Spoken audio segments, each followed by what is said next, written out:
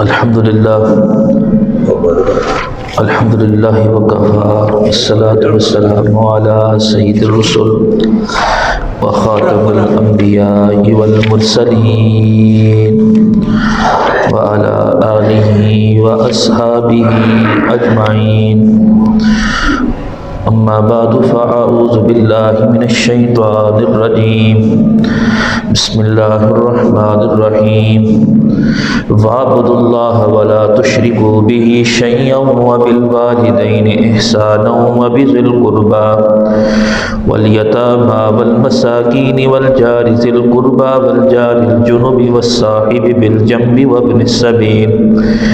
وَمَا مَلَكَتْ أَيْمَانُكُمْ إِنَّ اللَّهَ لَا يُحِبُّ مَنْ كَانَ مُخْتَالًا فَخُورًا صدق اللہ العظیم رب اشرح لي صدري ويسر لي امري واحلل عقدة من لساني يفقهوا قولي رب زدني علما رب زدني علما رب زدني علما سبحانك لا علم لنا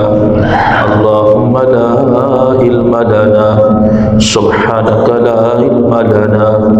إلا ما علمتنا إنك أنت العليم الحكيم سبحان ربک رب العزت عما یصفون وسلام علی المرسلین والحمد للہ رب العالمین اللهم صل على محمد وعلى آل محمد كما صليت على إبراهيم وعلى آل إبراهيم إنك حميد مجيد اللهم بارك على محمد وعلى آل محمد كما باركت على إبراهيم وعلى آل إبراهيم إنك حميد مجيد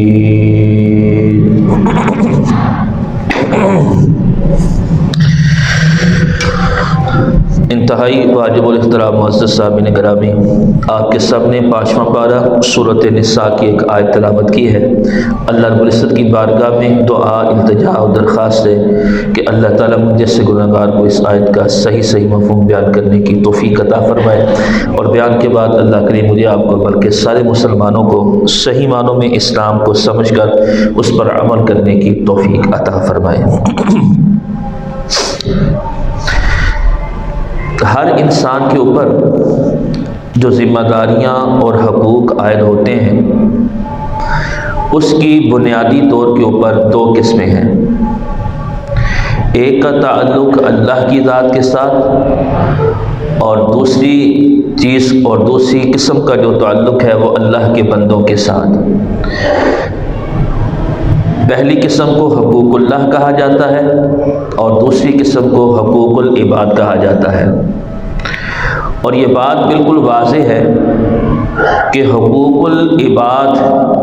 اور حقوق اللہ دونوں اپنے لحاظ سے اس اعتبار سے اہمیت رکھتے ہیں کہ حقوق اللہ ہوں یا حقوق العباد ہوں، ان دونوں قسموں کے حقوق کو، ذمہ داری کو پورا کرنا یہ ہر انسان مسلمان کے اوپر فرض ہے۔ جہاں تک معاملہ حقوق اللہ کا ہے تو ظاہری بات ہے حقوق اللہ کی جو اہمیت ہے وہ حقوق العباد سے زیادہ ہونی چاہیے، کیونکہ جتنا بڑا حقدار ہوتا ہے، جتنا وہ عظیم رتبے والا ہوتا ہے، جتنی وہ شان والا ہوتا ہے، اس کے حق تلفی کرنا اتنا ہی بڑا جرم ہوتا ہے۔ تو اسی طرح اگر حقوق اللہ میں ہم کوتاہی کریں گے تو یقیناً یہ بہت بڑا جرم ہے۔ لیکن اگر دوسری طرف قرآن کو دیکھا جائے اور نبی علیہ السلام کے فرامین کو دیکھا جائے تو حقوق العباد کا معاملہ بھی بڑا ہی پیچیدہ اور مشکل ہے۔ اب یہاں بھی یہ سوال ہے کہ اہمیت والا معاملہ حقوق اللہ کا بھی ہے اور حقوق العباد کا بھی ہے۔ رتبے کے اعتبار سے دیکھا جائے تو حقوق اللہ حقوق العباد کی نسبت زیادہ اہمیت رکھتے ہیں، لیکن اگر قرآن اور نبی صلی اللہ علیہ وسلم کے فرمان کی طرف دیکھا جائے تو حقوق العباد کا جو معاملہ ہے وہ بڑا نازک ہے۔ اس کے اندر بھی کوتاہی اور کسی قسم کی زیادتی نہ اللہ برداشت کرتا ہے، نہ جس کے ساتھ یہ ظلم کیا جا رہا ہے نہ وہ اس چیز کو برداشت کرتا ہے۔ دیکھیں معاملہ جب حقوق اللہ کا نا، یعنی جس کا تعلق اللہ کی ذات کے ساتھ ہو، اللہ اپنے بندوں کے ساتھ بے حد محبت کرنے والا، اللہ تعالیٰ انسانوں کے ساتھ آسانی مالا معاملہ فرماتا ہے، جیسے کہ فرمایا یرید اللہ بکم الیسر، کہ اللہ تعالیٰ تمہارے ساتھ آسانی والی بات چاہتا ہے، اللہ مشکل بات تمہارے اوپر نہیں ڈالتا، اللہ تمہیں مشقت میں نہیں ڈالتا، اللہ اپنے بندوں سے محبت کرنے والا اور معافی کو پسند کرتا ہے، معافی مانگنے والے کے اوپر خوش ہوتا ہے۔ تو جہاں تک تعلق حقوق اللہ کا ہے، اللہ چاہے اپنی مرضی کے ساتھ معافی مانگنے کے اوپر اپنے حق کو معاف کر دے، یقیناً وہ توبہ کرنے کے اوپر، معافی مانگنے کے اوپر اپنے حق کو معاف کر سکتا ہے۔ لیکن جہاں تک معاملہ حقوق العباد کا ہے، جب تک صاحب حق یعنی جو حقدار ہے اس کی طرف سے دو ہی باتیں ہو سکتی ہیں، یا تو اس کا حق اس کو واپس کر دیا جائے، یا فرمایا صاحب حق یعنی جو حقدار ہے وہ اپنے حق کو معاف فرما دے، اسی صورت کے اندر انسان کی نجات ہو سکتی ہے، وگرنہ اگر اس سے ہٹ کر کوئی معاملہ کرے گا تو حقوق العباد کا معاملہ انتہائی زیادہ سنگین اور انتہائی نازک ترین ہے۔ اسی لیے پیارے پیغمبر صلی اللہ علیہ وسلم جب آپ کسی کا نماز جنازہ پڑھانے کے لیے تشریف لاتے تو آپ پہلے پوچھ لیتے تھے بھائی اس کے ذمے کسی کا کوئی حق تو نہیں ہے، اس نے کسی سے کوئی قرض لیا ہو، کوئی رقم لی ہو۔ اگر یہ بات واضح ہو جاتی کہ واقعی دنیا سے جو رخصت ہونے والا ہے اس کے سر پہ قرض ہی بہت تھا، اس نے لوگوں کا حق دینا تھا، تو آپ صلی اللہ علیہ وسلم کی ذات اقدس نماز جنازہ پڑھانے سے پیچھے ہو جایا کرتے تھے۔ اب ہوتا کیا تھا، صحابہ کرام رضی اللہ تعالی عنہم اجمعین کی یہ چاہت تھی کہ کوئی بھی نبی کی دعائے مغفرت سے محروم نہ رہے، کوئی بھی آدمی نبی علیہ الصلوۃ والسلام کی دعائے مغفرت سے محروم نہ رہے، خالی نہ رہ جائے۔ تو پھر صحابہ کرام میں سے کوئی نہ کوئی اعلان کر دیتا تھا اللہ کے پیغمبر جو اس کے ذمے کوئی حق ہے رقم کی صورت کے اندر، میں وہ حق اس کی طرف سے دینے کے لیے تیار ہوں، تو پھر اللہ کے پیغمبر صلی اللہ علیہ وسلم اس کی نماز جنازہ ادا کیا کرتے تھے۔ اسی طرح ایک مرتبہ کسی نے آ کے آپ صلی اللہ علیہ وسلم سے پوچھا جہاد کے بارے میں کہ اللہ کے پیغمبر کیسا عمل ہے؟ فرمایا بڑا عظیم عمل ہے، جیسا کہ حدیث کا مفہوم ہے کہ جس نے چند گھڑیاں بھی میدان جہاد کے اندر گزار دیں اللہ اس کے اوپر جنت کو واجب کر دیتا ہے۔ ہاں جی، پھر اسی طرح فرمایا کہ راہ خدا کے اندر اپنی جان کا نذرانہ پیش کرنے والا، ابھی اس کے بدن سے قطرہ خون کا بہہ کے زمین پہ گرتا نہیں، اللہ پہلے ہی اس کی خطاؤں کو معاف فرما دیتا ہے۔ جب آپ نے جہاد کی فضیلت کو بیان کیا، وہ آدمی سوال پوچھ کے جانے لگا تو اللہ تعالیٰ نے حضرت جبرائیل علیہ السلام کو بھیجا اور فرمایا میرے پیغمبر جہاں آپ اس کو خوشخبری دے رہے ہیں جنت کی، جہاں پہ آپ اس کے سامنے جہاد کی فضیلت کو بیان کر رہے ہیں، اس کو یہ خبر بھی دے دو کہ اگرچہ راہ خدا کے اندر موت کا آ جانا، شہادت کا حاصل ہو جانا، یہ بڑی عظیم موت ہے، اللہ کو بھی بڑی محبوب چیز ہے، لیکن اگر اس کے ذمے بھی کسی کا حق ہے تو وہ شہادت کی موت بھی اس کے حق کو معاف نہیں کروا سکتی جب تک کہ صاحب حق اپنا حق معاف نہ کرے، یا حقدار یعنی جس کا حق بن رہا ہے کوئی اس کی طرف سے جب تک اس کو واپس اس کا حق نہ لٹائے، اس کی معافی شہادت کی موت حاصل کرنے کی وجہ سے بھی حاصل نہیں ہو سکتی۔ تو جس سے معلوم ہوتا ہے کہ حقوق العباد کی اہمیت کتنی زیادہ ہے اور یہ کتنا نازک معاملہ ہے کہ ہم نے کبھی اس بات کی پرواہ نہیں کی اسی طرح قرآن مجید کے اندر بھی اللہ سبحانہ و تعالیٰ نے حقوق العباد کے معاملے کے اوپر بہت زور دیا. کہیں فرمایا کہ لا تأکلوا اموالکم بینکم بالباطل، لوگوں کسی کا ناجائز طریقے کے اوپر ایک رتی بار بھی کسی کی رقم کو تم ہضم نہ کرو، ہڑپ نہ کرو. اگر تمہارے ذمے 1 روپیہ بھی ہے، 1 درہم بھی ہے، تو اس درہم کی وجہ سے بھی کل قیامت کے روز تمہاری پکڑ کر لی جائے گی. اسی طرح حدیث کا مفہوم فرمایا اگر کسی نے ایک بلشت، یعنی ایک بلشت جسے ہم عمومی طور کے اوپر ایک گٹھ کہتے ہیں اپنی زبان کے اندر، اتنی بھی کسی کی زمین کو اس نے قبضے میں لیا باوجود کہ وہ کسی کے حق کے اندر تھی، تو قیامت کے روز فرمایا اللہ 7 زمینوں کا توق بنا کے اس کے گلے میں ڈال دے گا کہ تو نے میرے بندے کے حق کو کیوں غصب کیا ہے، کیوں چھینا ہے. تو اس سے معلوم ہوتا ہے کہ حقوق العباد کا معاملہ بہت ہی اہمیت کا حامل ہے اور بڑا ہی نازک مرحلہ ہوتا ہے کہ ہم کسی کے حق کو غصب کریں یا چھینیں، تو یہ یقیناً قرآن کے بھی خلاف ہے اور نبی علیہ السلام کے فرمان کے بھی خلاف ہے. اب جب بات آتی ہے حقوق العباد کی، تو یاد رکھیے حقوق العباد میں سب سے اہمیت والا حق، سب سے بڑا حق کیا ہے؟ والدین کی اطاعت، ان کی خدمت.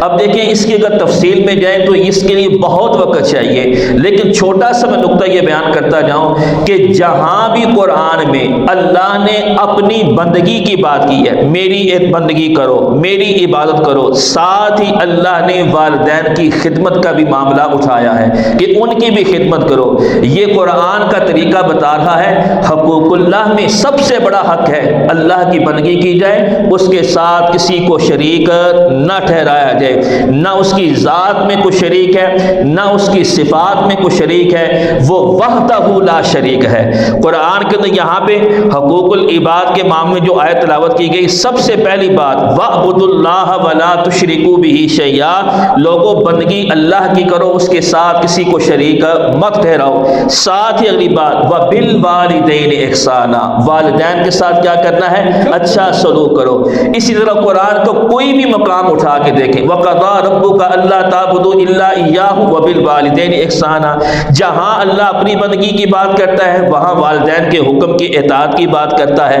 تو معلوم ہوا کہ حقوق اللہ میں سب سے بڑا حق یہ ہے کہ اللہ کی عبادت اس حال میں کی جائے کہ اس کی ذات و صفات میں کسی کو شریک نہ ٹھہرایا جائے. اور جہاں معاملہ حقوق العباد کا آتا ہے تو اس میں سب سے بڑا حق یہ ہے کہ والدین کے حکم کی تعمیل کرنا، ان کی اطاعت کرنا. اس سے بڑھ کر قرآن جو نقطہ ہمیں وضاحت دے رہا ہے، اس سے بڑھ کر انسان کی سمجھنے کے لیے اور کیا بات ہو سکتی ہے. اسی طرح شریعت یہ نہیں ہے کہ ایک کو کہہ دیا کہ تم حق ادا کرو اور دوسرے کو اس کو آزاد چھوڑ دیا، نہیں. فرمایا جس طرح اولاد کے اوپر حق ہے اپنے والدین کی خدمت کرنا، ان کی اطاعت کرنا، اسی طرح والدین کی بھی ذمہ داری ہے، ان کے اوپر بھی اپنی اولاد کے حقوق لاگو ہوتے ہیں. مثلا پہلا حق شرعی طور کے اوپر کیا ہے کہ جب فرمائے تمہیں اللہ تعالیٰ بیٹا عطا کرے یا بیٹی عطا کرے، دیکھیں ایک رحمت ہے، ایک نعمت ہے. قرآن اگر آپ دیکھیں نا قرآن مجید کے اندر جہاں پہ اللہ تعالیٰ فرماتے ہیں نا کہ ربک کا یخلق ما یشاء یختار، یہ اللہ کی مرضی ہے، وہ جو چاہے کسی کو عطا کر دے، کسی کو بیٹے دے یہ اللہ کی مرضی، کسی کو بیٹیاں دے اللہ کی مرضی، جس کو بیٹے اور بیٹے دونوں دے یہ میرے اللہ کی مشیت ہے. اب دیکھیں کیسا قرآن مجید ہمیں سمجھا رہا ہے. کہیں پیغمبر تڑپتے ہوئے کہتے ہیں یا اللہ میں بوڑھا ہو گیا ہوں، میرے سر کے بال بھی سفید ہو گئے ہیں، یا اللہ مجھے بھی بیٹے جیسی نعمت دے. زکریا علیہ السلام، حضرت ابراہیم علیہ السلام، اور کہیں کسی کی آرزو بھی نہیں ہے، کسی نے مانگا بھی نہیں ہے. اللہ بغیر باپ کے، ہاں جی اللہ تعالیٰ بغیر باپ کے کیسے حضرت عیسیٰ علیہ السلام حضرت مریم صدیقہ کو عطا کر رہے ہیں. ہاں جی وہ کہہ رہی ہیں کہ میرے اوپر کیسا مشکل مرحلہ آ گیا. تو یہ میرے اللہ کی تقسیم ہے، وہ جسے چاہے بیٹے دے، جسے چاہے بیٹیاں دے. کسی مخلوق میں کسی کے اختیار میں نہ کسی کو بیٹے دینا ہے نہ کسی کو بیٹیاں دینا ہے. ہاں قرآن مجید میں آپ غور کریں گے نا جہاں بھی یہ آیت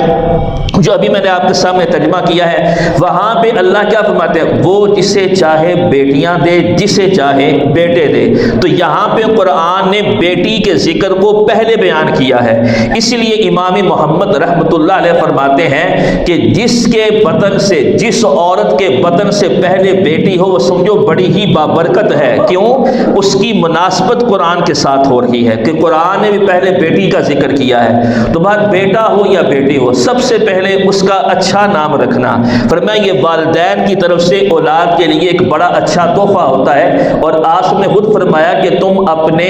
بچوں کے نام، فرمایا پہلے انبیاء کے نام کے اوپر، نیک لوگوں کے نام کے اوپر تم اپنے بچوں کے نام رکھو. اس کی شخصیت کے اوپر بڑا گہرا اثر پڑتا ہے، بچے کی تربیت کے اوپر بڑا گہرا اثر پڑتا ہے. تو فرمایا اچھے نام رکھنا. افسوس لمحہ فکریہ ہے کہ آج ہم دیکھتے ہیں کہ ہمارے ملک کے مشہور کریکٹر کون سا ہے، مشہور اداکار کون سا ہے، یا کوئی اور ہمارے ذہنیت کے اندر دنیاوی چیز ہوتی ہے، لیکن ہمارے ذہن کے اندر کیوں نہیں انبیاء علیہم الصلاۃ والسلام، صحابہ کرام کی شخصیت، صحابیات کی شخصیت ہمارے سامنے ہے. پیارے پیغمبر صلی اللہ علیہ وسلم کے ہاں جب آپ کا بیٹا ہوا تو آپ نے کیا نام رکھا؟ ابراہیم، جو آپ کا آخری بیٹا تھا. فرمایا میں اپنے جد امجد یعنی حضرت ابراہیم علیہ السلام کے نام کے اوپر اپنے بیٹے کا نام رکھ رہا ہوں. پھر فرمایا اکرموا اولادکم، تمہاری یہ ذمہ داری ہے اپنے اولاد کی تربیت کرنا، دنیاوی طور کے اوپر بھی، روحانی طور کے اوپر بھی.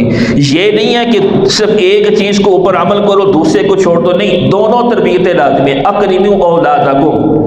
کہ تم اپنی اولاد کو عزت کے ساتھ پیش آؤ. وَأَحْسِنُوا آدَابَهُمْ، اور ان کو اچھے طریقے کے آداب سکھاؤ کہ بیٹا اس طریقے سے تم نے اپنی زندگی گزارنی ہے. ہاں جی یہ جھوٹ حرام ہے، یہ فلاں عمل اللہ کی ناراضگی کا ہے. 7 سال کا بچہ ہو جائے اس کو نماز سکھاؤ، اس کو اپنے رب سے مانگنے کا طریقہ بتاؤ کہ ہماری نماز ہماری کیا تربیت کر رہی ہے، کہ جس کے اندر ہم اپنے اللہ کے حضور کھڑے ہو رہے ہیں قیام کی صورت کے اندر، کبھی اپنے اللہ کے سامنے جھک رہے ہیں رکوع کے اندر، کبھی اپنے اللہ کے سامنے سجدہ ریز ہوتے ہوئے اپنی عاجزی کو پیش کر رہے ہیں. تو میں 7 سال کا ہو جائے تو اس کو نماز سکھاؤ،